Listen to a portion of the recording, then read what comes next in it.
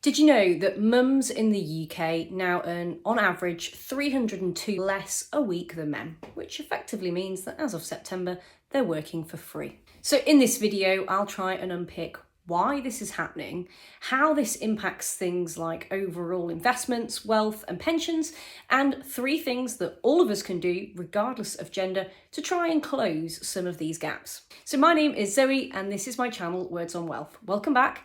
And I'm tackling a slightly more controversial topic today. I hope that you enjoy. Do make sure that you like, subscribe and comment on these videos. It really does help to boost my engagement, and I'm relatively new to this as well, so any feedback is welcome. So this pay gap that exists between mothers and fathers is not just for parents. There is, of course, a gender pay gap that exists not just in the UK, but actually, believe it or not, in every single country across the globe.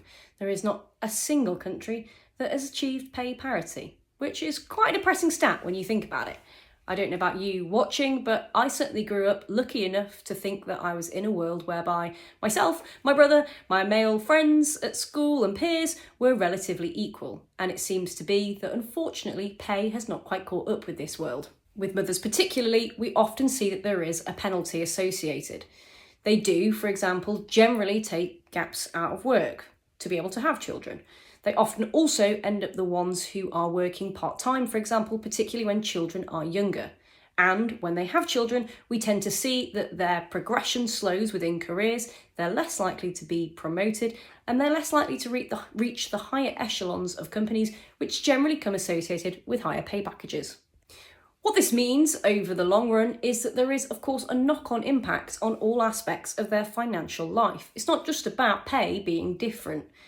First up is their pensions. Now, there was a stat that came out that I'm still horrified about and almost can't say it out loud, which is that today in the UK, women retire with almost 50% less in their pensions than men.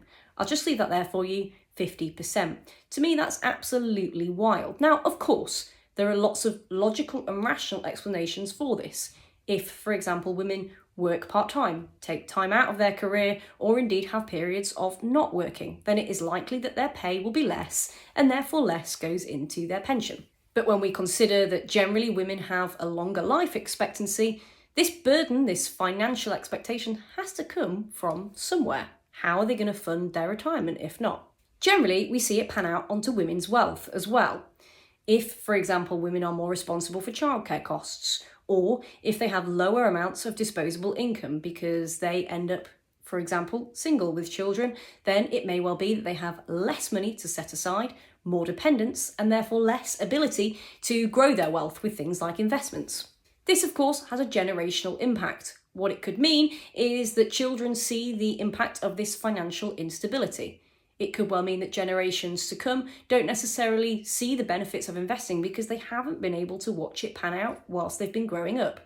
It could also mean that in future there are burdens and need for dependencies on both genders. Now, there might be some relatively clear explanations for this, or rather obvious ones that you can think of.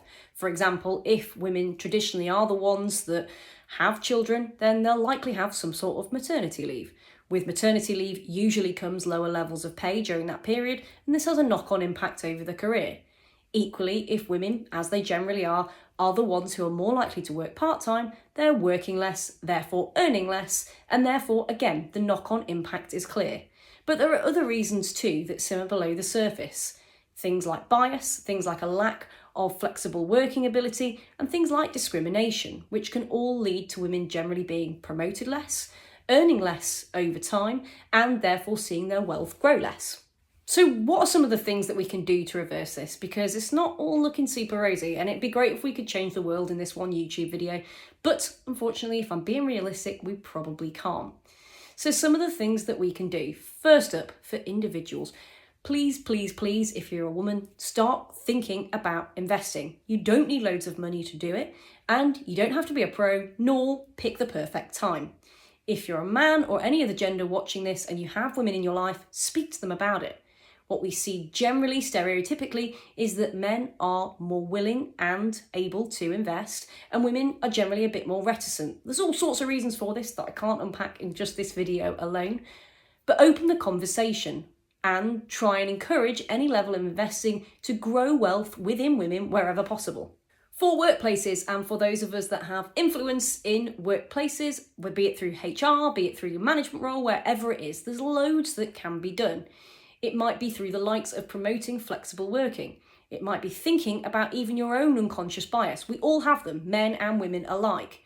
We all have them around. Stats show, for example, that the more we can encourage paternity leave, generally, the more equal the pay and society therefore becomes. So have a think about it and see what you can do to tackle this, even in small ways in your workplace.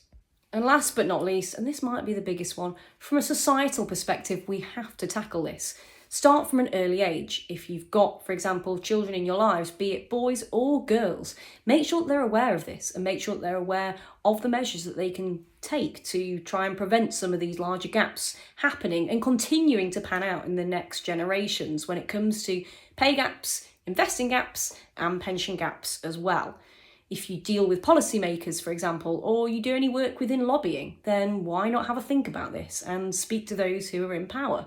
There are lots of changes that can be made from lots of different angles, and I'm a firm believer in the positiveness of small actions. It might feel like a drop in the ocean, but every little push does help in some way, shape, or form. These gaps aren't inevitable. We can change them. If you're a mother out there working and feeling a little bit depressed after this video, please know you're not alone. There's so much that can be done. Try and take some of those small steps today that I've spoken about, or let me know in the comments, tell me other things that you've done that have really helped to try and close not just some of those pay gaps, but also some of those investing and of course pension gaps too. I hope you found this helpful, and if not a little bit different, but certainly a new angle on some fascinating areas of finances. Have a lovely day and hopefully see you all soon. Bye for now.